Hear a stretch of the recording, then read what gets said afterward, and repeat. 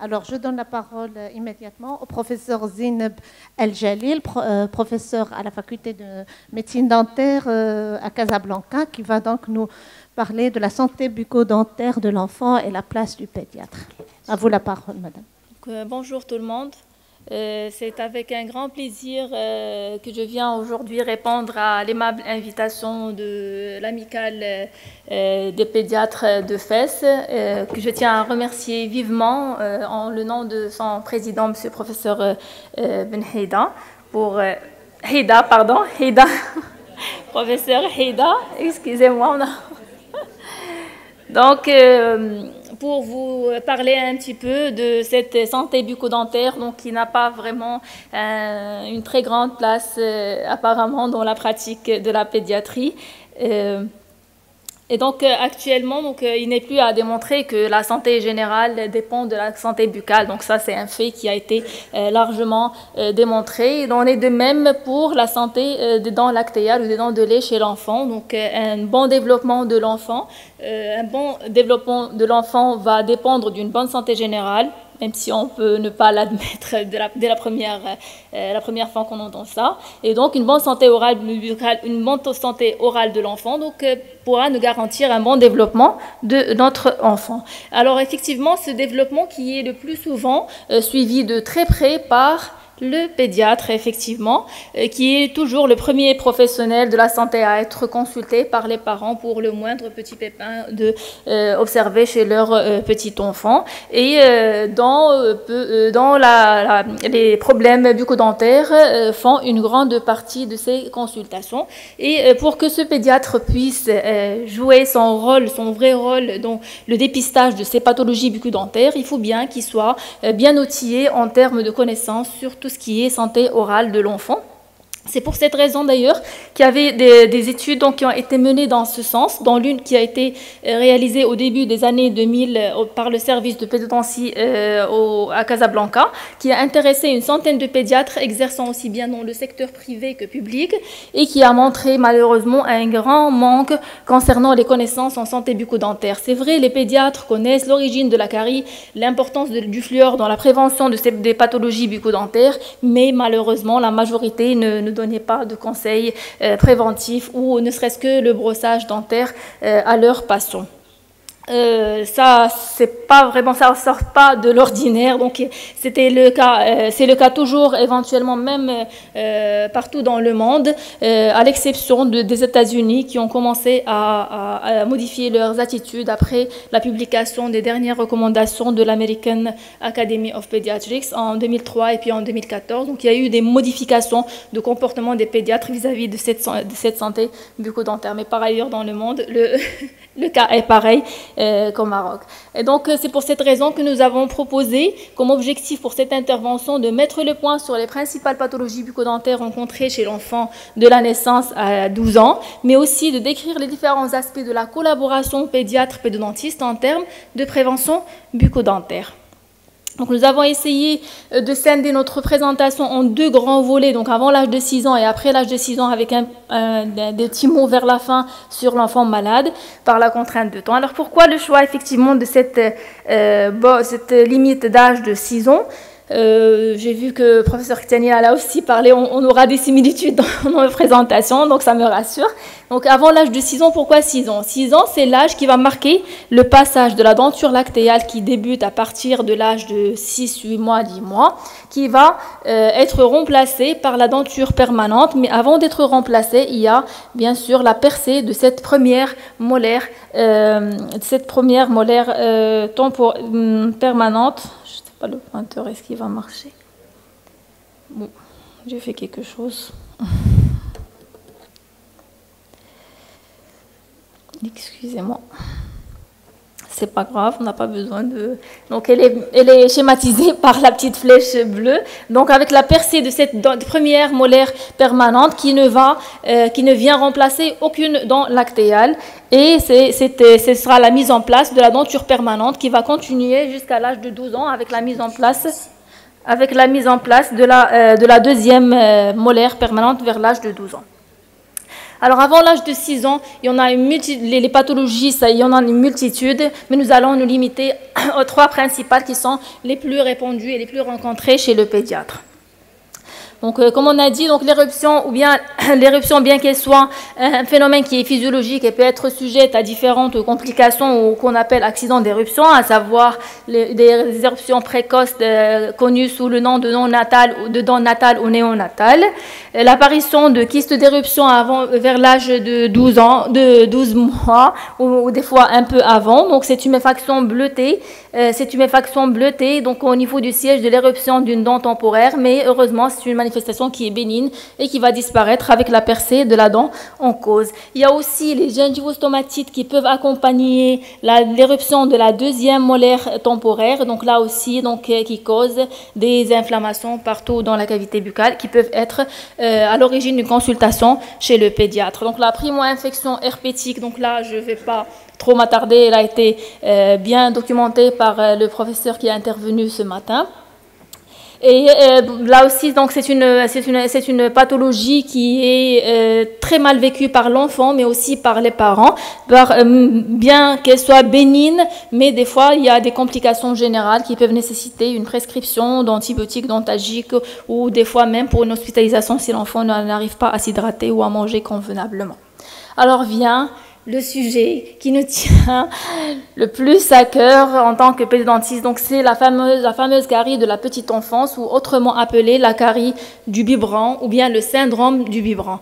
Donc cela a été nommé syndrome de biberon pendant très longtemps, mais elle a été redéfinie en tant que pathologie de la petite enfance par l'American Academy of Pediatric Dentistry en 2011, comme étant la présence d'au moins une lésion carieuse ou une dent de lait perdu pour cause de carie, ou une présence d'une obturation sur une dent temporaire avant l'âge de 6 ans. Malheureusement, au Maroc, donc cette prévalence ne cesse d'augmenter, donc elle a dû tripler depuis les premières études réalisées au début des années 90. L'étiologie, elle est multifactorielle. Donc, actuellement, pourquoi on a abandonné le nom de syndrome de biberon ou de carie de biberon? Parce qu'il n'y avait plus que le biberon qui est incriminé dans cette pathologie, mais il y a aussi plein de comportements alimentaires nocifs, tels que l'endormissement de l'enfant au sein, ou de tremper une tétine dans du miel. Mais il y a aussi les comportements ou bien la contamination verticale mère-enfant ou personne qui garde l'enfant vers l'enfant. Alors, tel que le fait de goûter à la cuillère de l'enfant, donc on a ce réflexe des fois de le faire, mais ça entraîne une infection. Mais il y a aussi le fait de nettoyer la sucette de l'enfant par la maman ou par la personne qui garde l'enfant. Alors tout ça, ce sont des comportements qui exposent l'enfant à cette pathologie de la carie de la petite enfance. Bon, elle commence par des petits. Bon, là ici, il y a un début de cavitation sur les premières incisives, sur les incisives centrales supérieures, mais elle peut facilement se développer.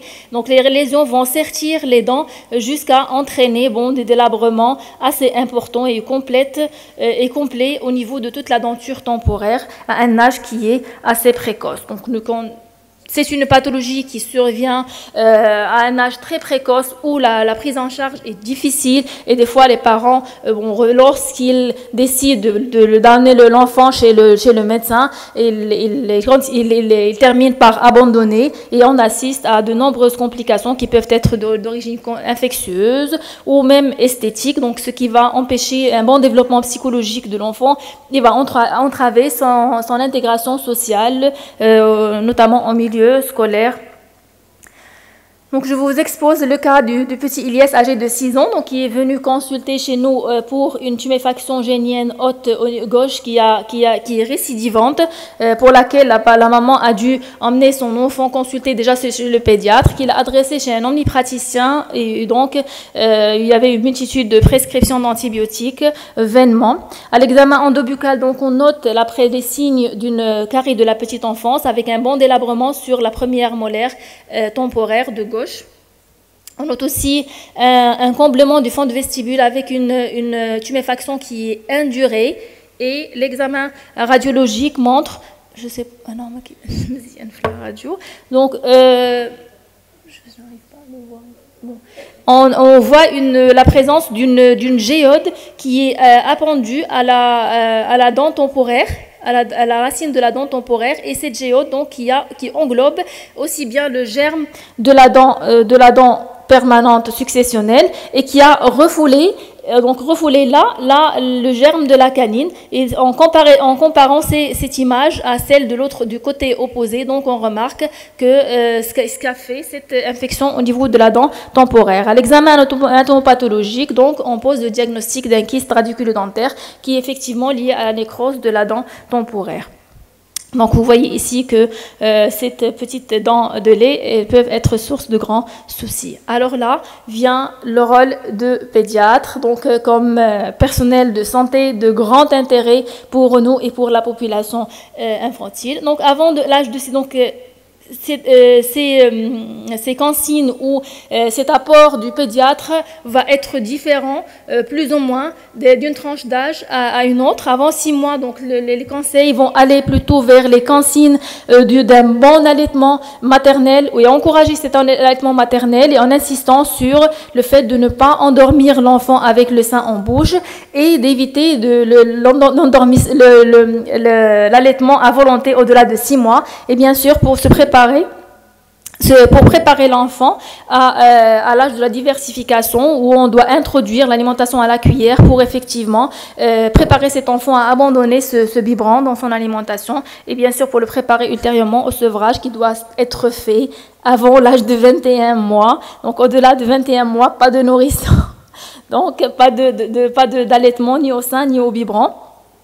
Bien sûr, à ces consignes d'hygiène alimentaire vont se poursuivre vers l'âge de 3 à 4 ans avec la mise en place de la totalité des dents temporaires.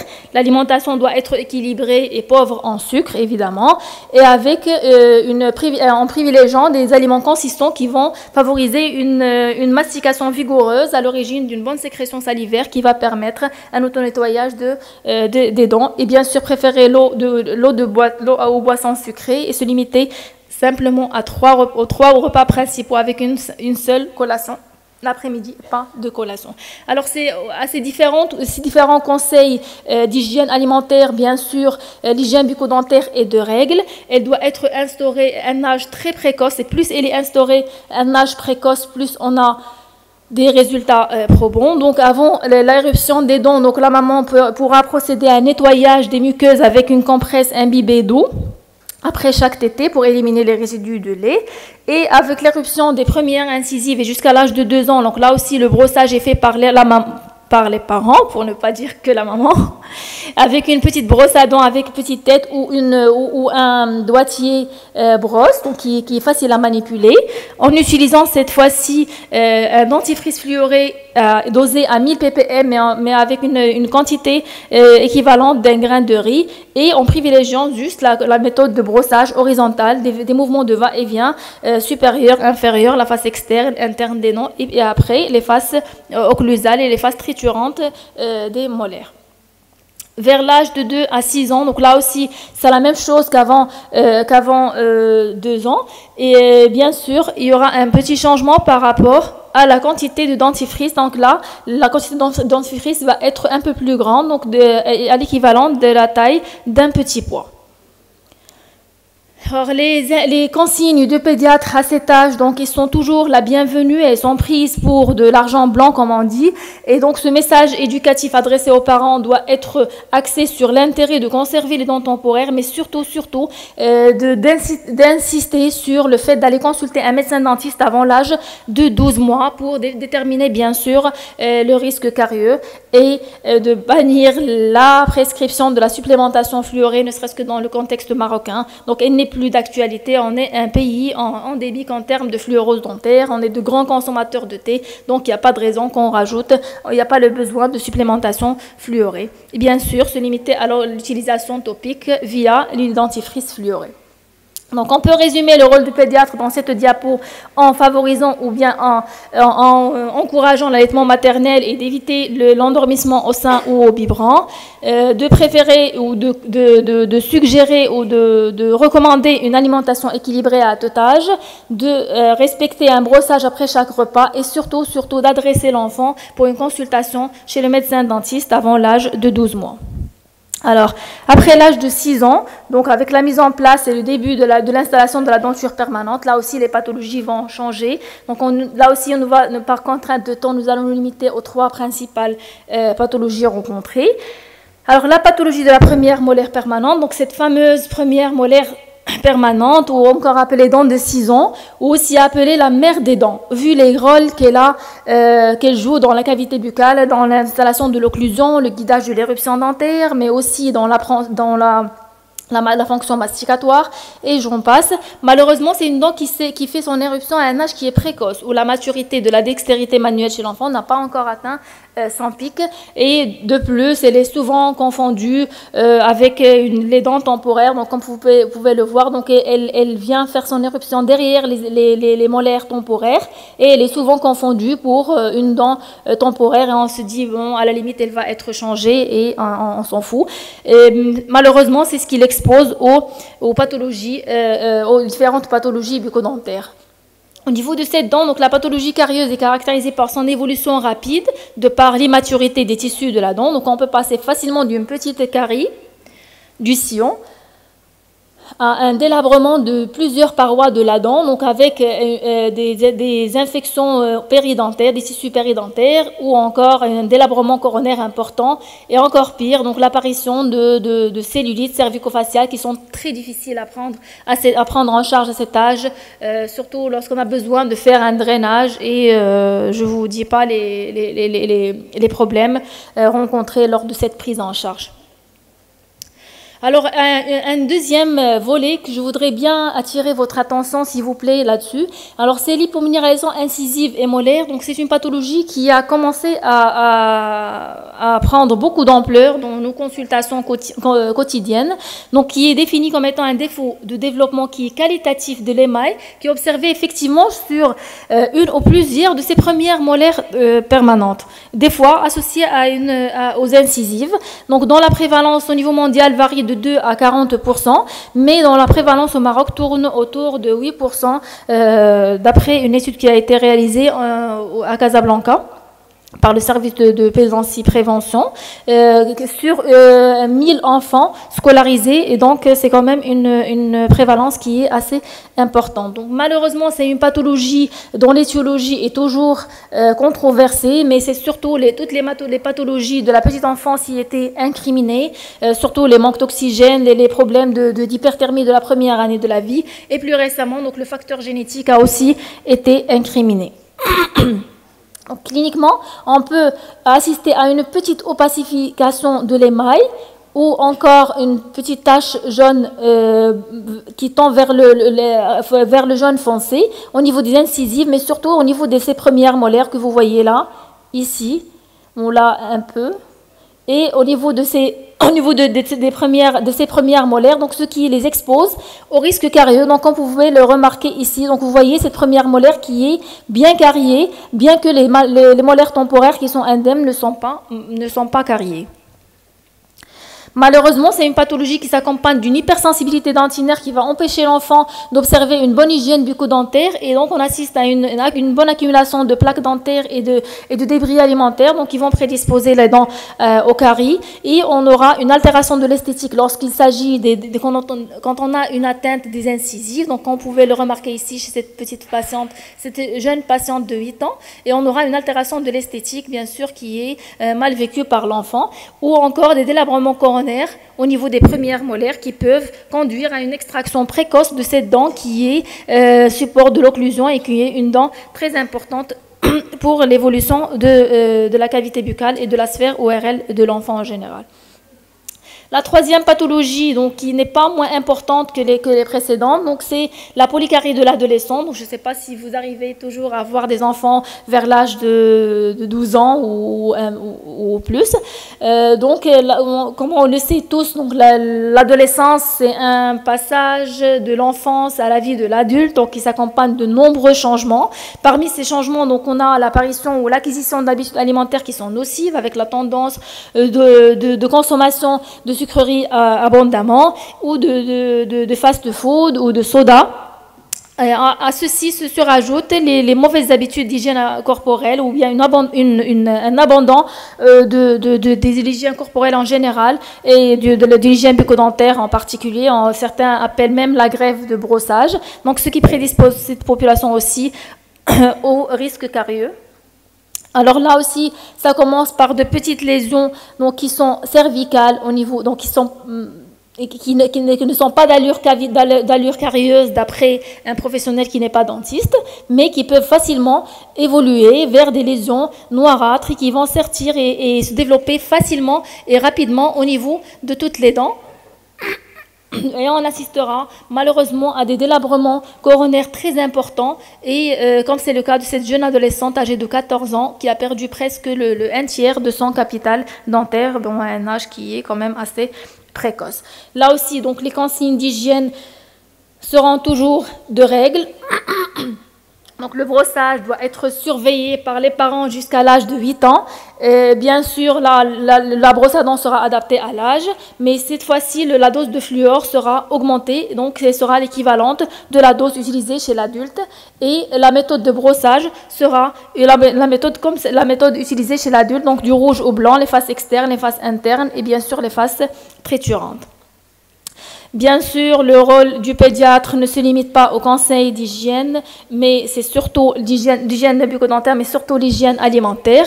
En luttant contre le grignotage, la cyberaddiction et tout ce qui vient avec, et en favorisant ou en encourageant l'activité physique, mais surtout informer les parents sur l'existence de cette première molaire permanente et l'intérêt de sa conservation. Donc, je toucherai quelques mots sur l'enfant malade. Je ne pouvais pas terminer rapidement sur l'enfant malade. Juste une petite minute je ne peux pas faire l'intervention sans parler de l'enfant malade, cette entité qui est très vulnérable à la carie. Donc, la santé orale et la santé bucco-dentaire, donc, elles font une seule entité. Je parlerai des cas particuliers de l'enfant diabétique et l'enfant cardiaque. Dans un mauvais état bucco-dentaire peut mettre en péril le pronostic vital, d'où l'intérêt d'une hygiène bucco-dentaire rigoureuse, mais un suivi qui est très rapproché de 3 mois chez le dentiste. De même pour l'enfant asthmatique, mais surtout d'insister sur le fait de rincer la bouche après chaque pulvérisation d'aérosol. Là aussi, les consignes pour les parents seront surtout orientées vers l'intérêt de garder cette santé orale pour la stabilisation ou la stabilité de la maladie, mais surtout de vous inciter en tant que pédiatre de réaliser, s'il vous plaît, un examen bucco-dentaire systématique pour chaque enfant et pour chaque enfant malade en particulier, et d'orienter systématiquement vers un médecin dentiste. Et j'aimerais bien terminer sur cette diapo en disant que ce n'est qu'avec la fédération de nos efforts en tant que pédidentiste et de vos efforts en tant que pédiatre que nous pouvons espérer promouvoir la santé orale de l'enfant, et bien sûr améliorer cette qualité de vie de nos petits patients, mais aussi de leurs parents. Donc, cette qualité de vie améliorée va nous permettre de garder ce beau sourire depuis cet âge jusqu'à celui-là, et pourquoi pas à cet âge aussi avec des dents naturelles, et sur ces beaux sourires et ces touches d'optimisme. Donc, je termine ma présentation en vous remerciant pour votre attention et votre patience. Alors, merci, professeur Jalil, pour cette excellente présentation. Je vous rassure que mais aussi les pédiatres sont très sensibilisés à la santé bucco-dentaire des enfants, et donc dans notre enseignement, c'est intégré dans la stratégie de prévention et de dépistage. En plus. Alors, la parole est à la salle pour les questions. Allez-y, madame. Puis, monsieur.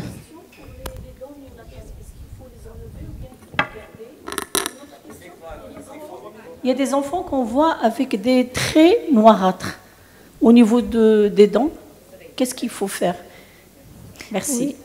Oui, merci pour vos questions. Mais effectivement, donc, les dents néonatales, ça dépendra de l'âge de la percée de ces dents. Donc, lorsqu'elles sont natales, donc avec la naissance, généralement, c'est l'indication d'extraire. Pourquoi? Parce que des fois, elles sont très mobiles. On a le risque d'inhalation par l'enfant, ou bien et donc, il n'arrive pas à téter correctement. Et donc, il y a aussi ce risque d'inhalation donc, qui risque de mettre en jeu son pronostic vital. Et donc, elles sont vouées à l'extraction. Et généralement, ce ne sont pas des dents vraiment, généralement, ce n'est pas des dents qui sont vraiment des dents temporaires. C'est des petites formations calcifiées, d'accord. Mais lorsqu'elles sont néonatales, donc ils peuvent apparaître vers l'âge de 1 mois, vers la fin du premier mois ou 2, 3, 4 mois. Alors là, on évalue toujours la mobilité. Si le degré de mobilité n'est pas très important et qu'il n'y a pas le risque d'inhalation, on peut conserver, mais bien sûr avec un suivi qui est régulier. Mais généralement, les parents, quand ils ramènent les enfants, donc ils les ramènent pour l'extraction. Donc les quelques cas que j'ai dû voir durant mon cursus, donc avec une expérience de 16 ans, donc j'ai dû voir 3 ou 4 cas où on a toujours procédé aux extractions.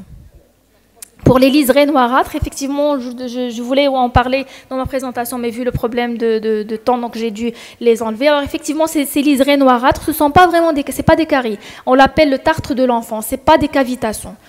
Des fois, on a vraiment des liserés partout sur les dents temporaires et qui vont persister même au niveau de la denture permanente. Alors chez ces enfants, on a des bactéries qu'on appelle des bactéries chromogènes. Alors ces bactéries, ils vont colorier la plaque dentaire, donc les restes des aliments et le reste des aliments qui est collé sur les dents. Chez la personne normale, on peut ne pas le voir à l'œil nu. Chez ces enfants, ces bactéries vont le colorier et on va les voir. Donc, il nécessite un détartrage, bien sûr, par le dentiste, mais il nécessite aussi une bonne motivation à l'hygiène bucco-dentaire, vu le problème de récidive. Madame,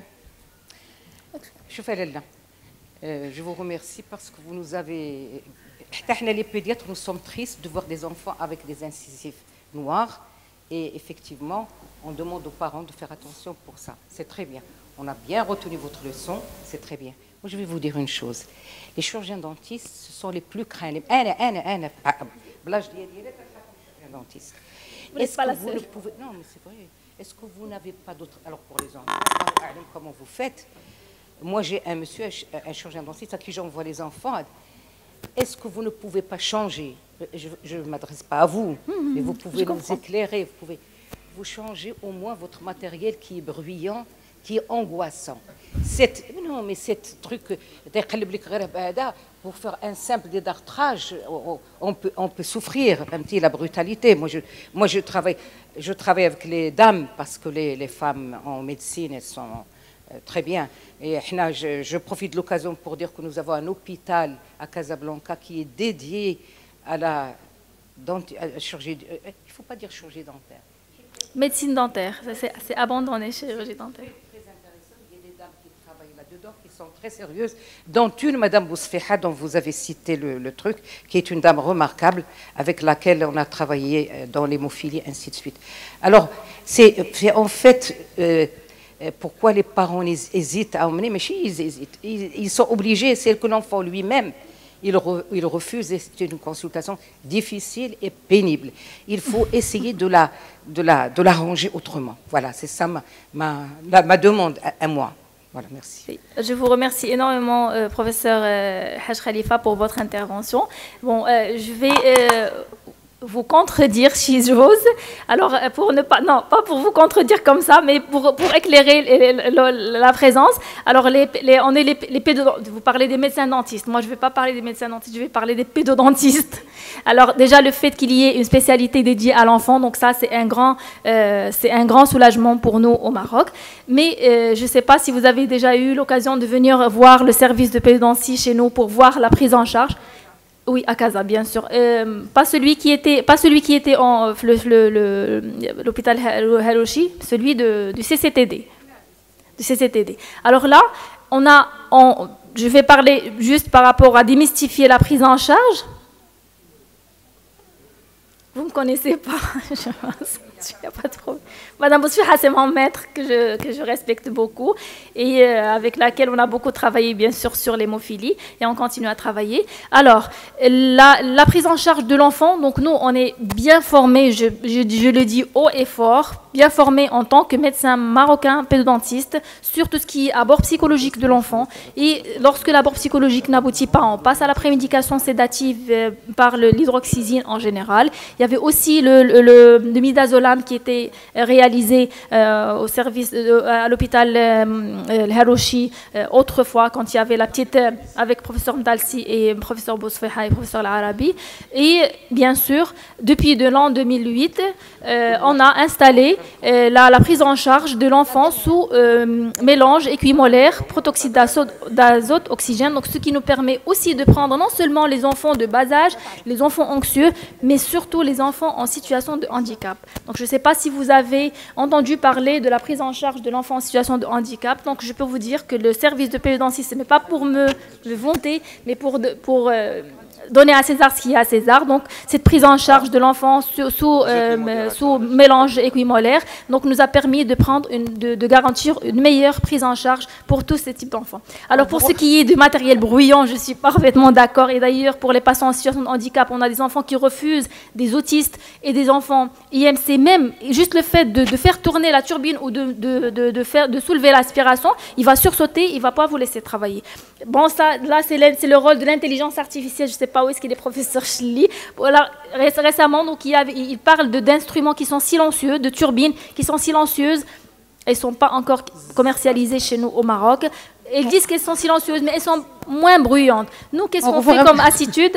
On donne juste à l'enfant des écouteurs pour écouter ce qu'il veut. Donc ça aussi, c'est une astuce. On vous remercie. Merci à vous. Je vous remercie pour votre patience. Merci beaucoup pour les deux conférencières. Les présentations étaient brillantes. Donc ça permet d'instaurer une collaboration avec les différentes disciplines. Je suis désolé d'arrêter la discussion parce que c'est un retard qu'on cumule. Donc, c'est pas bien pour le congrès. Donc, on peut avoir une discussion bilatérale par la suite. Pour les remerciements des deux conférenciers, j'appelle professeur Kitani, professeur Jalil.